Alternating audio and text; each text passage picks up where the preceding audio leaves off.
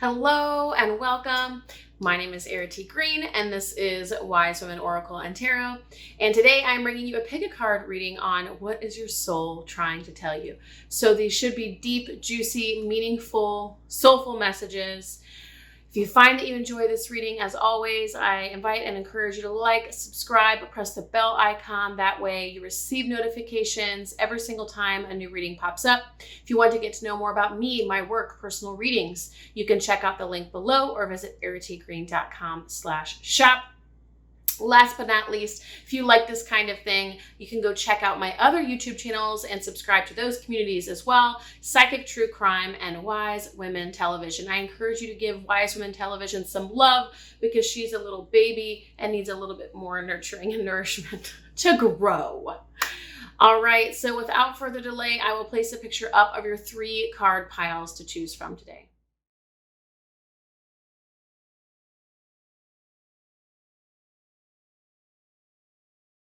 Okay, so card pile 1, what is your soul trying to tell you? Now, I have not connected with these messages at all, so give me just a moment. Okay, so I feel like what's coming through here very clearly is Spirit is trying to give it all to you. Spirit is trying to give you the harvest, to give you the love, give you the plenty, give you this. I mean, let me show you the photo. Take a look. Now, I read my cards intuitively, so it doesn't always match what the card itself says. I read intuitively and energetically what's coming from the photo, but there's this offering here, this gift. Here, have it. It's everything you've ever wanted. That's what's being offered to you right now. Your soul is saying, here, your soul's delight, everything that you've asked for, everything that you've wanted. But in some ways you're holding back. You're not receiving it. You're not saying yes. Now, I feel like you are edging out there, but in some cases you're not seeing it. You're not seeing the offer. You're not seeing the opportunity. You're not taking the gift. In one way or another, you're denying the gift or declining the gift or delaying the gift or saying not right now, maybe later, next time. I feel like this is from self-doubt. I feel like this is from doubt in the universe and life itself. Those kinds of things we tell ourselves after difficult times or challenges where we say, it's too good to be true. No, thank you.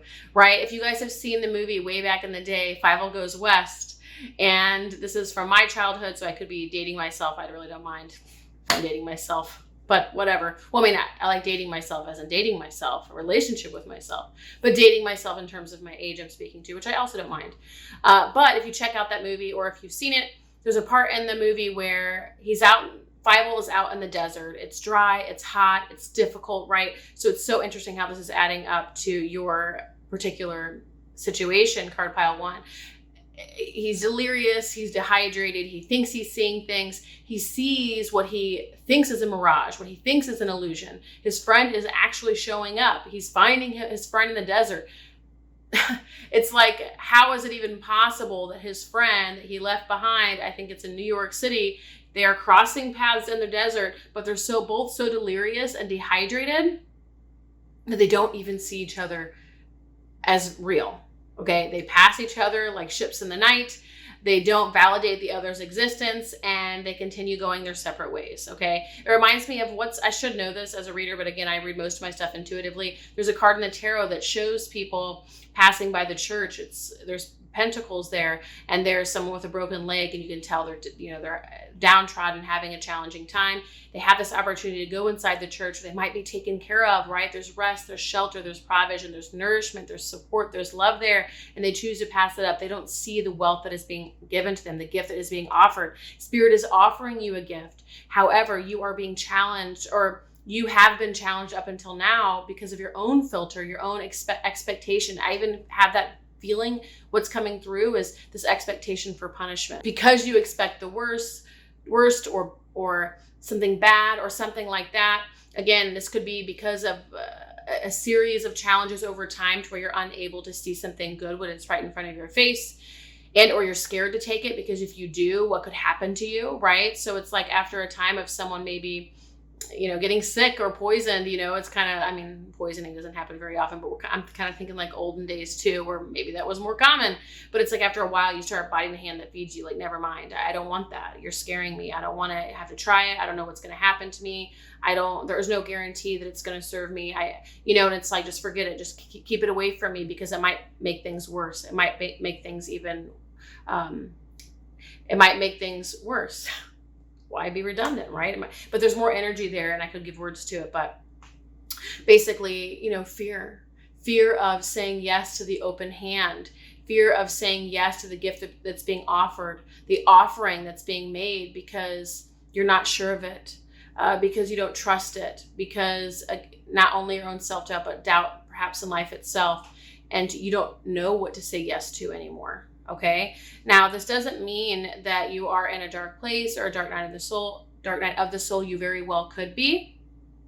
I'm not feeling the energy too heavy one way or the other, but it does feel of the energy of whether you're doing it now or you're coming at the tail end of it, or you sort of are on the other side of it. It does feel like you have at certain times in your life, or at a certain time, walked through the valley of the shadow of death, and now you're not sure what's real or true anymore. It's almost like, can I trust that apple tree, or can I trust that water that's being offered, or can I trust that person who's saying they like me or going to be nice to me? I don't know what's real or true anymore. So you are finding your own footing. And there's also this divine love that's being offered to that part of you that is scared, that is tender, raw, and vulnerable, and doesn't know anymore. It's that learned helplessness where an animal, after so long of being abused, hides in a corner and won't come out. Even when a loving human approaches that animal, it's going to burrow itself in a corner. It's going to try not to be seen. And if it is approached, it's going to bite the person. Right? And as sad and devastating as that is, it's just a vulnerable place. But Spirit is offering you a gift, and you're here on this reading to hear that message that you are being offered a gift. So whatever it is, you can trust it. But the thing is, it's almost like this energy of such distrust that it's almost like we can destroy our own gifts, right? That if something is given to us, that we can end up sabotaging it because we distrust it so much or mistrust it so much that we'd rather just push it away one way or the other, even if it's by our own doing. So there is that energy here, but Spirit's saying you can come out now. Everything's okay. You can come out. Everything's okay. You're going to be taken care of. You might need some tenderness. You might need some shelter and protection, card pile 1. You might need someone who can hold you. You might need a friend. You might need to reach out to community in some way, or build community in some way, and just be a part of something bigger so that you can begin to see and learn that there is beauty, there is love, you can be taken care of, there is shelter and protection, you do belong somewhere. You can be held safely somewhere, okay? That's important. Okay, so the next message coming through about this is, it's about learning trust again, about learning stability or safety again. It's about allowing yourself to, the groundhog, to sort of step out of his hole, his burrow, and be in the world again. And it feels like, again, you're unsure what to trust. It kind of feels like that. What's the energy of like the cosmic fool, the cosmic clown, where it's like made you look, or psych. It's kind of that kind of energy where you're unsure again of who you can trust, of what you can trust, what is for you, what's not for you. And that's because for a period of time, it seemed like everything was going wrong. And so now you can't trust anything that even might go right. You can't tell what is going to be right, what's not going to go right. There's this energy of learning trust again. And it has to do with, it's not so much, right, the external things happening outside of you that are untrustworthy, and it doesn't mean that those things won't come, clearly, because I want you to be discerning. And if there's a stranger in the night walking behind you, this tarot reading or oracle reading is not telling you to say, hi. Although you might, but I'm just saying, definitely be discerning. But the energy here is about you. This is all about you learning to trust again, so you can open up to the gifts and the opportunities that are available to you, because abundance wants to come in for you. Wealth wants to come in for you, whatever form that could take. This could be other people, like soul family, soul tribe, community. This could be gifts. This could be material abundance. This could be opportunities in terms of other kinds of resources. A phone call, a friend says they know something, or this came through, or something comes in the mail, that all those different ways, those daily miracles that can show up in our lives, or we meet someone, but you have to be available for it. And if you're not, you're going to be likely to say no, or you're going to find a way to sabotage it one way or the other. And again, that's just a part of you who doesn't feel safe yet, doesn't know what to trust. and so doesn't know what to do. And so in order to preserve and protect the self, just declines altogether, or potentially destroys, sabotages, or ruins the opportunity. And that part can be very subconscious. And so, part of this reading, what your soul wants you to know, is becoming aware of this pattern or this energy of mistrust within you that has led you to a place of some uncertainty and a lack of discernment of knowing what's right for you, what's not, and what's an opportunity and what's not, and what's good for you and what's not, where you simply are just confused and uncertain. And it's because you feel like you can't trust yourself anymore because of the experience or experiences, like a series of experiences that could have happened that left you in a place that you said to yourself, okay, I can, whether it was subconscious or not, but I can never trust myself again. Look at this mess that I've made, or I can't trust life because look what's happened. And so there is something there as a result that now there's this energy of mistrust, and this uncertainty now lingers. I said now a couple of times there, yeah. You cannot make this up, card pile 1. I have not even looked at these cards yet. I trust the mystery of life. Whoa. Well, that's a humdinger. My goodness. So a part of your shift with this pattern, with this energy, with this experience is coming into greater trust. And there is something too about the energy of mystery, of learning to embrace mystery, embrace the unknown. A part of this is letting yourself come to life again, but you can do this in small doses and small steps and baby steps. You don't have to go from a baby to running, right? You can be like a baby, and you can go to touch this. Sorry, I'm getting notifications on my phone. And then explore something else, right? And then a baby will sometimes put it in its mouth and check it out that way, then put it down and go check out something else.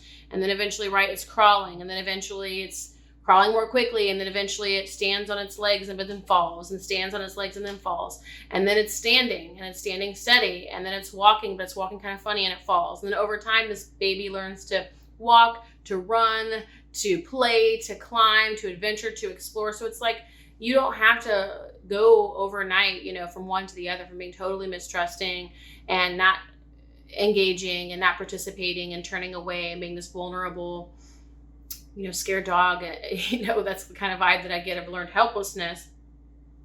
And then becoming someone who's like, yes, on top of the world, sure. The Fool in the Tarot kind of energy. It's like, or charging 10 feet ahead. It's like, you can do this lovingly and tenderly, and it's just starting to explore the things in your own environment, in your own sphere. Like what feels good, what feels right, what feels like I can move toward it. It's like letting yourself relearn, rebuild, establish that trust again in little ways and small doses.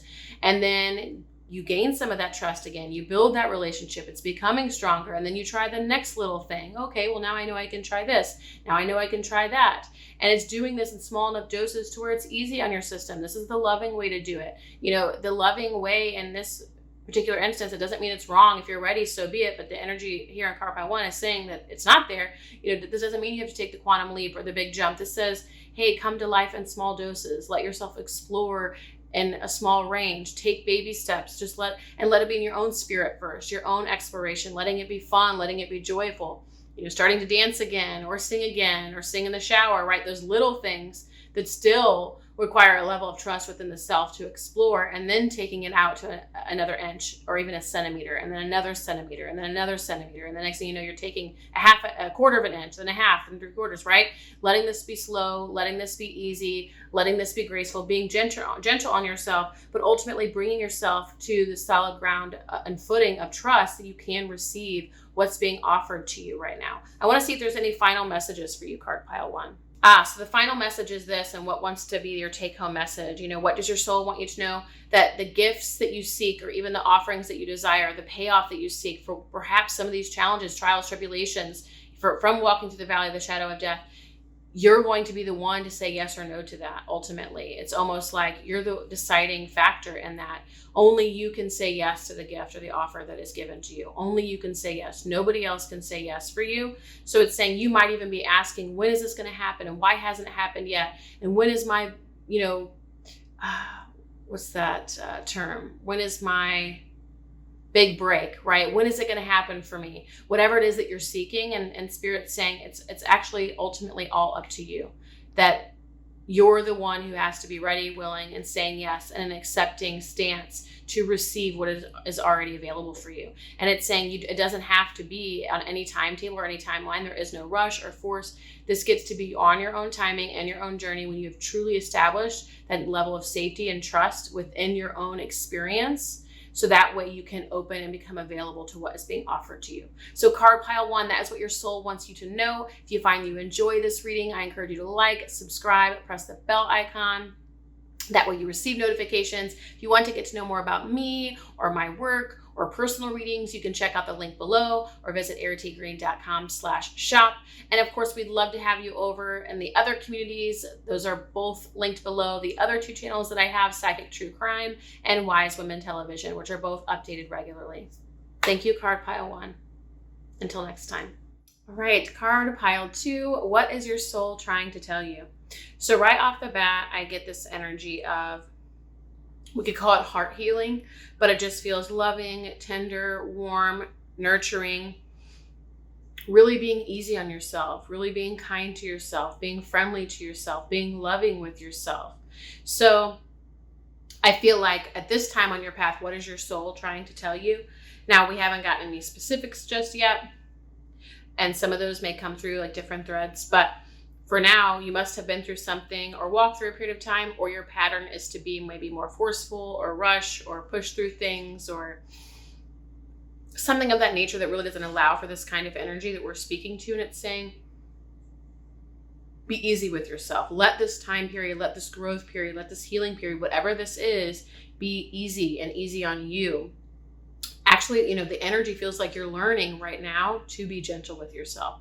So if you're wondering what you're moving through, what this is for you, what the season means for you, what the healing it is that you're moving through, there has been this lingering curiosity, like, what is the theme? What is happening? What is going on spiritually, or where is spirit guiding me, or what's happening to me psychologically? What are these changes? What am I moving toward? It's all about learning to be more gentle with yourself, learning to be loving, caring, tender, and honoring of yourself, your feelings, your needs. It feels like that energy of how we would treat a young child or a baby. Now, because this lines up so well with a recent experience of mine, I want to share it. You all know, if you visit my channel regularly, I very rarely share personal stories, but when they align perfectly with the energy of the reading, I feel called to share it. So the other day I had cut myself. And it was a simple cut. It was bleeding, not a lot, but enough to where I was getting blood all over, basically. And not, again, to the point where it's profuse and I need to be in the ER. But I was like, oh, it's fine. It's fine. I didn't even have that conscious thought, though. That's what's crazy. And that's what got me thinking. And actually, that's why I'm bringing it into this reading, because it was not even a thought that I'm bleeding and maybe I should stop to care for myself.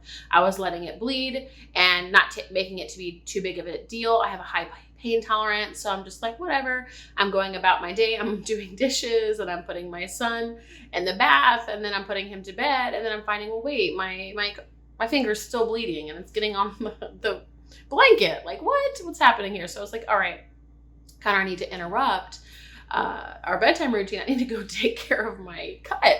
So he follows me into the bathroom and he goes, he sees me kind of swiftly move. Now, I'm not moving with emptiness or rushing or being forceful at all, but I wasn't fully 100% heart present, right? Present in the heart, in my own space, in my own honoring and love, right? I was simply sort of going through the motions.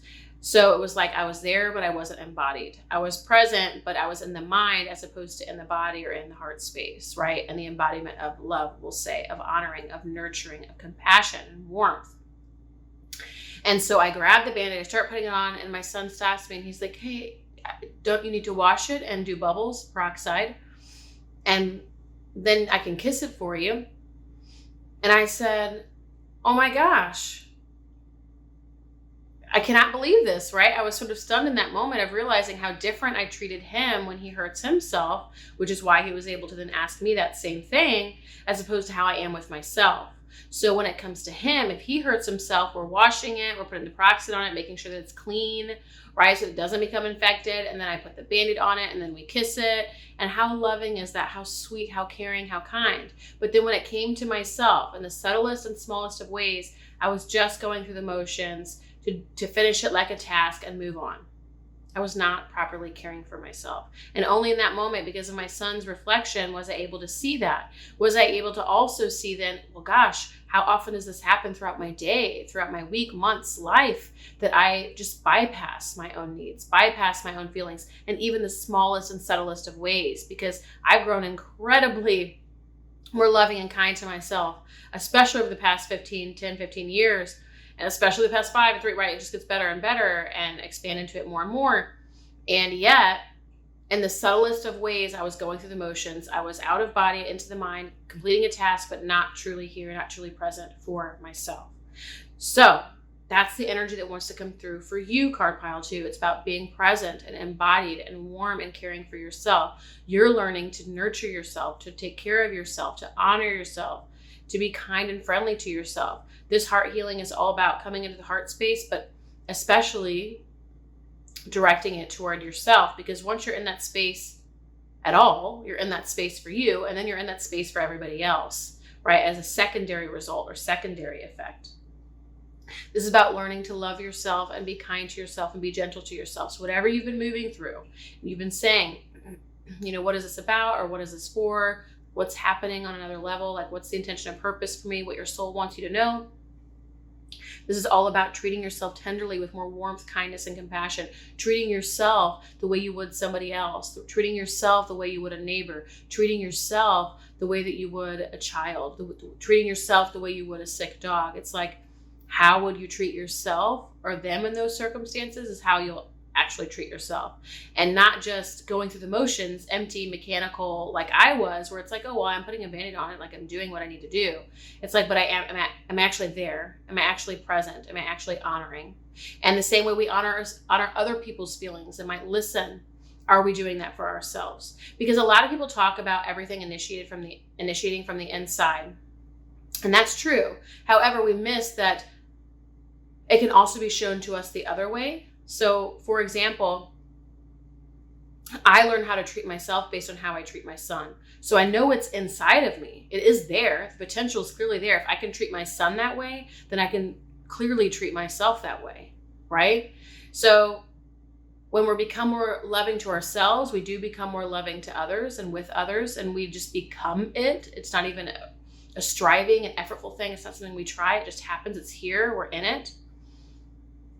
And if we're able to show that kind of love and demonstrate that love and be in that space of love for other people, we're also then able to offer it to ourselves. It's already there. We already know how to do it.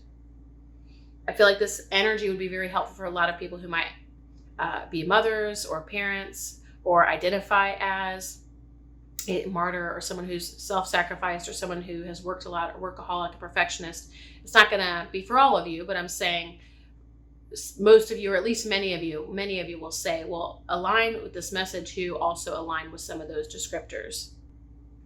Now, sometimes the messages are the same, and like through all 3 rows of cards, because I have 3 rows of cards out today, and they're just affirmed with every row. But in this case, I feel like there's a different flavor for the next 2 messages, and so I want to make sure we speak to that as well. So, what does your soul want you to know? This is all about being tender and kind and loving toward yourself. What else? There's something here about coming into greater personal empowerment, moving into maybe territories that are unfamiliar, outside of your comfort zone, into the unknown, but it has to do with that level of personal empowerment. And it's saying movement is going to help you feel empowered. So if you have felt down or low or downtrodden or not quite motivated or have enough momentum, or maybe you don't feel confident, or you don't have the same self-esteem, there's something here that maybe has been preventing you from properly moving forward or moving forward at the pace that you would like. It's something about, or you just haven't been feeling empowered. And it's saying what's going to really support you in terms of feeling empowered, feeling energized, feeling motivated, feeling confident is movement. And so movement can be taken in any number of ways. This can be physical movement, dancing, physical activity, running, rollerblading, whatever kind of physical activity floats your boat. that's going to assist you. It's kind of pulling you out of any kind of lull that you might be in or any kind of low that you might be in and really supporting you there to come into a place of greater movement, enlivenment, and therefore also empowerment. And this could also be movement again out of your comfort zone. So being willing to explore the unfamiliar, being willing to try the thing, being willing to step outside of your burrow, being able to leave your little safe haven behind and give it a try, whatever that is that's unique to you. It's like, this is about you coming into personal empowerment, and movement is going to be especially important for you right now. So card pile 2, what your soul is trying to tell you is this period of time is really supporting you to be kinder and gentler to yourself. This period of time is encouraging movement on all levels, so that you can support yourself to move any kind of stagnant energy that might be there and start getting it quickening and awakening and accelerating to build some momentum and create a flow for yourself. So and once you have that flow, it's almost like the confidence, the empowerment, whatever it is that you're seeking is going to come easier. Yeah. So, because I feel like attached to each of these other messages and where you're headed is you aspire towards something greater, something bigger. You have a dream, you have a vision, a conquest, you have an idea in mind, a vision in mind, something you want to achieve, something you want to accomplish. This could very well just be, we'll say just, but it's actually the greatest thing of our lives, but your mission towards self-actualization, right? Toward your own growth and potential, toward your highest potential. But this could also be a tangible dream that you have in mind, something in career, something in life path and purpose, something in home and family. Maybe there's something important that you want to achieve and bring forward. And it's saying that movement that we're talking about is going to help bring about that, this aspiration, this achievement. I do feel like there's another message here, so just give me a moment. So the message is this: you are being assured that what you want is going to be realized. What you want is going to be achieved. I feel like because of this path that you've been on, and maybe that's why you were asking, why am I going through this? Why am I moving through this? What is the purpose of this? Part of your questioning, I don't think the whole part, but part of it is kind of the tip of the iceberg. But part of your questioning has to do with because you want this dream, this aspiration, this goal, whatever it is that you're seeking or been working toward, you want that to be realized. You want that to be achieved. You want that to be accomplished. And so where you're at right now, you were kind of wondering or even seeing how the pieces fit together. Well, this is where I'm at right now. And how is this bringing forward this ultimate outcome that is my end game, right? Or my bigger vision, or what it is that I truly seek. And Spirit's universe is assuring you this is going to happen. This is on its way. And it's interesting because I don't feel like a linear path between loving yourself, like we talked about, and movement and, A to B to C. It doesn't feel like that. This feels more of like, as you're loving yourself and coming into this more heart-centered awareness and heart-centered experiencing, and as you start moving out of just creating more movement, this is just going to materialize or be realized. Like, it's not something that is even A to B to C.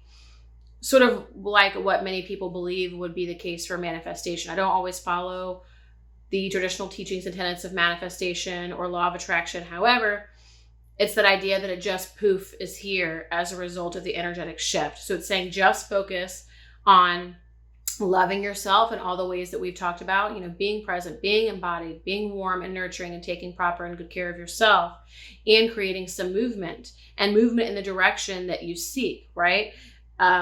So perhaps outside of your comfort zone, seeing opportunities or taking them when they arise. Let's see if there's anything else that comes here. There's something about the creative flow, that creative spirit that wants to come through, that with being heart-centered and creating more movement and being willing to just create just enough movement outside of your comfort zone, it's almost like you start accelerating. A quickening starts happening, right? In the energy, you start accelerating something, but then supports this greater vision or bigger vision to be achieved, because it's that creative spirit that wants to come out, come up, and come into flow. Let me see if there's anything else coming through here. Yeah, you're going to get what you want. Like, it's not a concern. And I think you might have come here and maybe it wasn't specifically this reading for that question, but I think a part of you somewhere was curious or had this lingering inquiry of, is it going to happen for me, and when, and how is this all connected, and how is what I'm moving through now connected to that end game goal or that greater vision or whatever. And you're just being assured you can rest easy. It's all being taken care of. It is going to be achieved. It is going to be realized. This is supporting your creative spirit to come alive. And that's all you have to do, is focus on that creative spirit within you, that creative expression through being in that heart space like we talked about, instead of disembodied in the mind and focusing on tasks, right? As an example, and creating just enough movement. You know, it's not like that forcing, pushing, quantum leaping, overdoing it. It's not that kind of energy. It's just like trying this out and trying that out and saying yes to this and giving this a shot. Like that kind of energy. It just feels really close to your comfort zone, but just enough to get energy moving.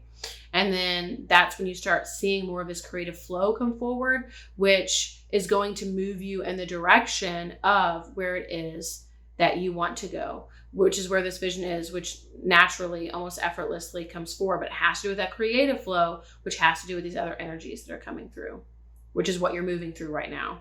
So for card pile 2, the final message that wants to come through as well is around the heart is what feeds the creative spirit. The heart is what feeds the creative spirit.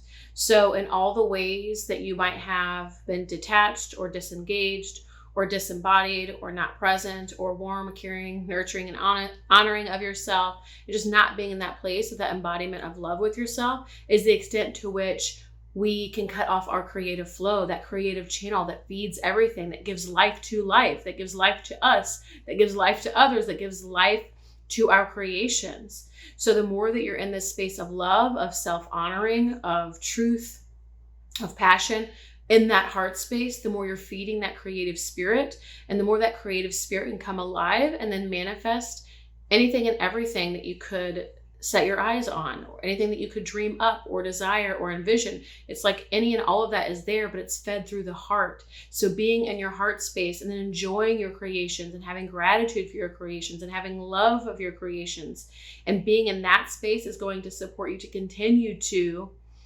not only have this warm and nourishing support for yourself, that then again, life affirms life affirms life. So it just gives you all that you need and more, and then some, overflow. But then it's also supporting that creative spirit within you that's going to bring forth and give life to all that you could dream of or desire.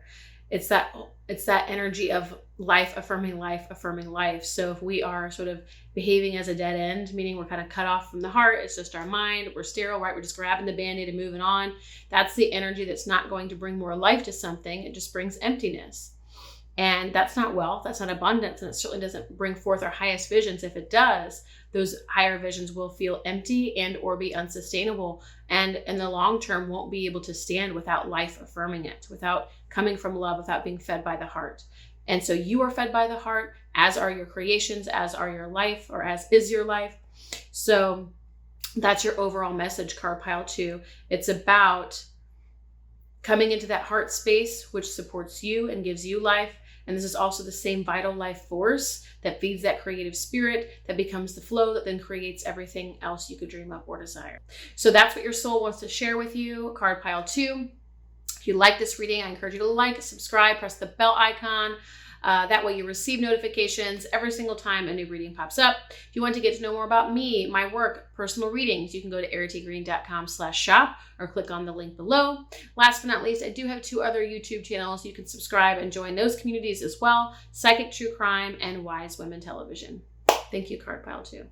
All right, card pile 3. What does your soul want you to know? So I first want to apologize. I typically pile 3 ends up getting my AC on, and that's because I keep it off for most of my videos. I will try to project my voice, but it is mid-afternoon in Florida, and it is way too hot for me to keep it off. So do wear your headphones if you find that you need it, and I will project my voice as best as I can. So I will get started with your reading. So we're talking about, what does your soul want you to know? So your soul is talking about right now your relationship with your thoughts, your beliefs, your mindset. It feels like a tug of war or a power struggle with your mind. Your soul wants to highlight this because it wants to let you know that this doesn't have to be the way that it is, and that The things that you might see as problematic or an issue outside of you might very well be your own mindset or your own outlook or your own perception, perspective. This might be your very own creation, right? So we can get ourselves in a tizzy or stressed out or overwhelmed or overburdened, and that might not be your flavor, what you're moving through right now. It could be any number of patterns that have to do with your mind, your mindset.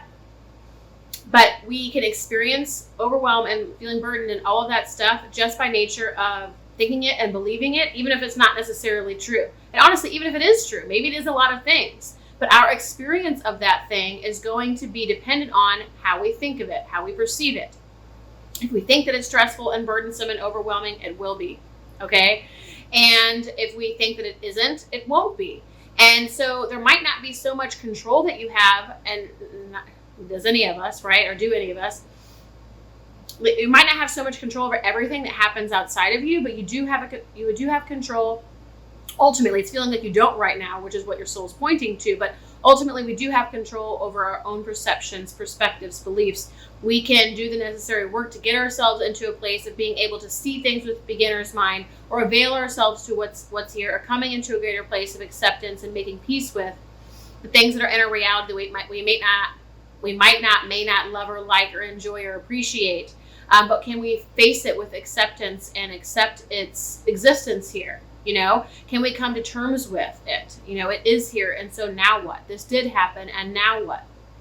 As opposed to letting it be a ruminating experience of this ongoing or running narrative that just continues and lingers in your mind space or in your field. It's about you being more disciplined with your mind so you can come into a greater place of peace.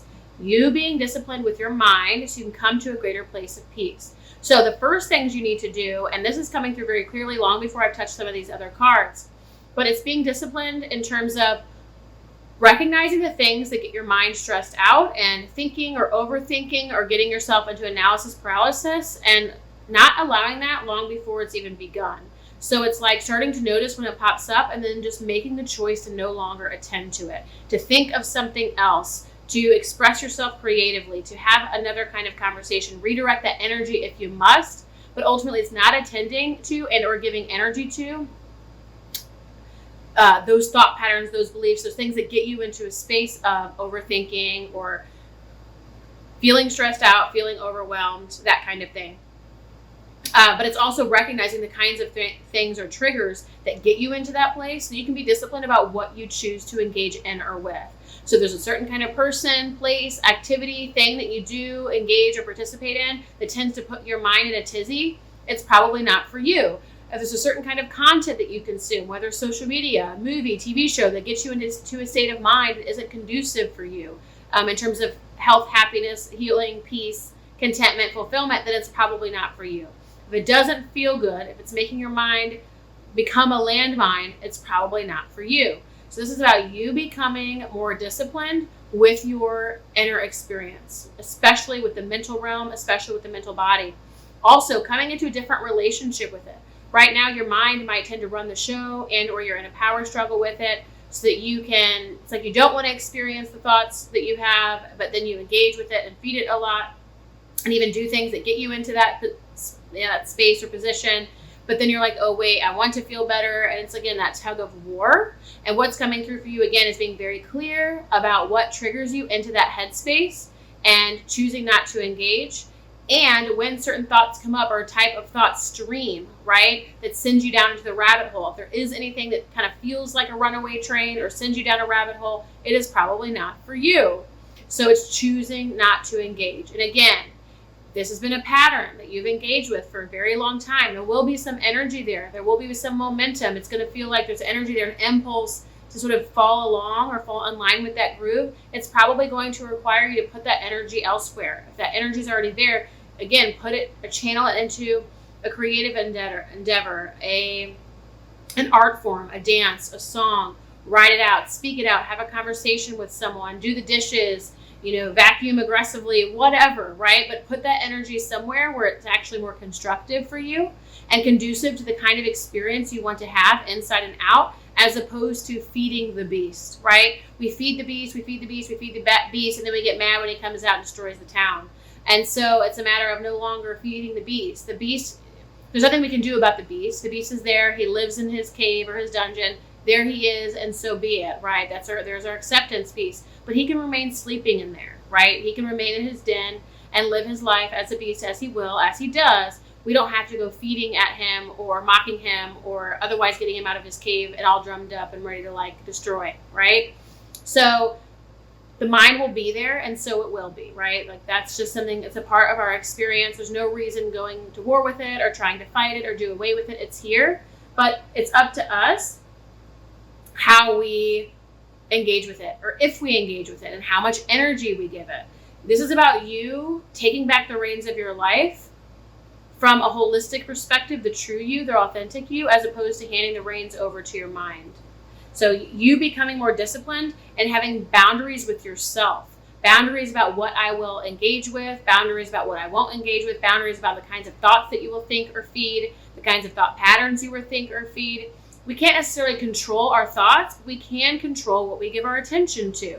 So you're going to control what you give your attention to, and you might find over time that those thoughts that aren't fed no longer rise up, and if they do, it's every once in a while, and the ones that you do give attention to start to permeate and come in greater abundance. Your mind space becomes a new kind of warehouse, right? It now houses different kinds of items and materials than it once did because you're choosing differently, right? If you do have a warehouse or a factory or whatever, you get to choose what your inventory is. If you have all these things that make you feel bad or make you feel stressed or worried or burdened, and we're not talking necessarily external events, we're talking about the stories and the narratives and the things that we play out in our heads.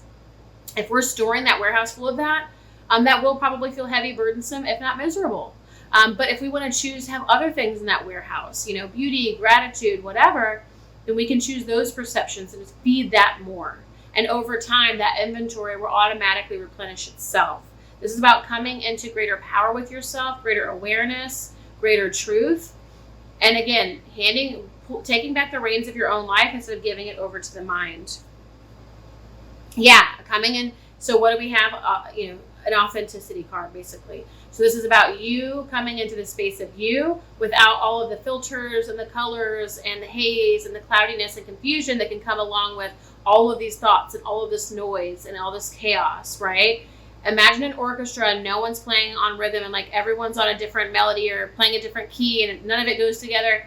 It would sound absolutely atrocious and probably be really intense on the nervous system when we have to run out of there, right?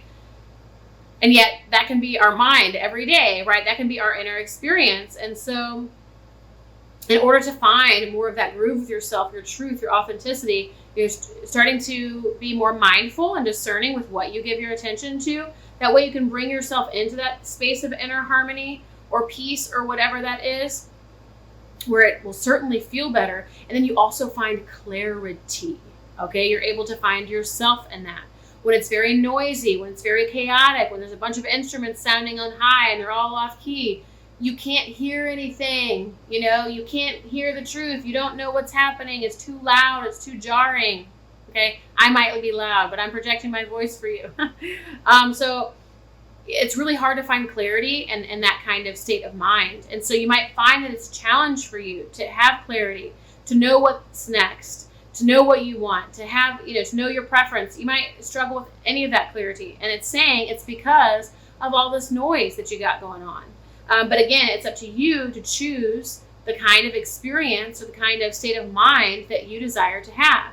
And if you've let all these, I don't want to say hoodlums, right? Because that just sounds bad, but kind of let hoodlums take over the mansion, this is like real estate in your head. And all the hoodlums are living there in the neighborhood. This sounds really bad, but listen, I kind of come from the other side of the track, so there is nothing wrong being a hoodlum. I'm at least half hoodlum, all right? If not more, all right? And I'm happy to say that. But I'm saying if you kind of let all these different hoodlums move in, let's just say in the neighborhood, then you're wondering, gosh, why is this a slum? Okay, well, do you invite them all in? What kind of residency do you desire? Who do you want living there? And then choose your thoughts and what you engage with and what you give your energy and attention to based on the kind of person you want occupying that space or that neighborhood. So you having standards for yourself and putting your peace above all else. Better than the rabbit hole, better than the conspiracy theory. Hey, and there's nothing against conspiracy theories because most conspiracy theories or at least many, are later proven to be true. They're just too much and too much mind bending for people of a different generation or a different era or a different paradigm. It's oftentimes new paradigm and too much for people to fit within their paradigm, right? There's nothing wrong with that. But I'm saying that sometimes if it's very fear-based and it's very difficult or jarring on the nervous system, it's just not worth your while to do it, right? It's like you can choose to go down the shadowy, Sleepy Hollow road where you don't know if the Headless Horseman is going to be there, or you can choose to go down the road that's beautiful and it's springtime and there's a chill in the air and a beautiful sun overhead. Which road are you going to choose to take? That's on you. And that's what it's saying, is like you get to choose which road you want to take. So, choose wisely. So let's see what else wants to come through here. You're going to be able to get to know yourself better and have greater intimacy with yourself, your true self, when some of the mind can settle down, when the dust settles a little bit more, when you're not actively feeding these thought patterns or these stories or the state of mind that you tend to be in, where there's more noise or chaos. When that settles, you're going to be in a position to get to know yourself so much better. And you're going to be able to get to know, kind of like a tuning fork, this emotion and, just whatever, this sensation, whatever that arises in your experience, your compass will be clearer. Your gauge is going to be clearer. Your clarity will be more readily available. You're going to be clear on who you are, on what you want, on what you stand for. That clarity will be there much more clearly as this other dust settles, as you become more disciplined with the state of mind that you allow for yourself. Let's see what else is here. Yeah, this is letting freedom ring. It's almost like this will bring great freedom for you. So for perhaps card pile 3 is part of what your soul wants you to know. It can feel very either limiting or imprisoning to be in that space. But it can also, it's almost like it can be a dark place sometimes, if not confusing and unclear. I mean, also dark or challenging or heavy, again, weighted or overwhelming or burdensome. And it's like, in order for you to free yourself from those experiences, you have to free your mind, right? Free your mind and the rest will follow. I don't even know. Is that how it goes? But anyway, I know I'm not a singer. I just sing because why would I not? Because that lyric pops up, we sing it. But free your mind and the rest will follow. That's really what the message is. So card pile 3, what is your soul trying to tell you? Free your mind and the rest will follow. So if you find this resonates, I'd love for you to like, subscribe, press the bell icon. That way you receive notifications every single time a new reading pops up. If you want to get to know more about me, my work, personal readings, you can visit erritygreen.com/shop or the link below. And I do have 2 other YouTube channels that are updated regularly. You can join the communities over there for Psychic True Crime and Wise Women Television. Thank you, card pile 3.